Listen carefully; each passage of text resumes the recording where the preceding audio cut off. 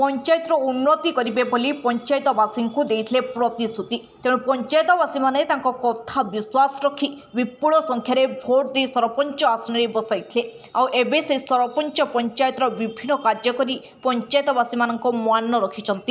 जातीय पंचायत राज दिवस अवसर में सरपंच उन्नतिमूलक कार्यधारा अनुଯାयी पंचायत को आदर्श पंचायत भाव घोषणा कर 5,69,710 टंकार प्रोत्साहन राशि पंचायतवासी उन्नति कल्पे प्रदान करा जायछि। तेणु एपरी खुशी खबर जनापड़ा पर बालेश्वर जिला बोस्ता ब्लॉक पुटुरा पंचायतर सरपंच राधाकृष्ण बेहरा को पंचायतवासी माने विशाल शोभायात्रा नहीं संबोधित करिसेंति।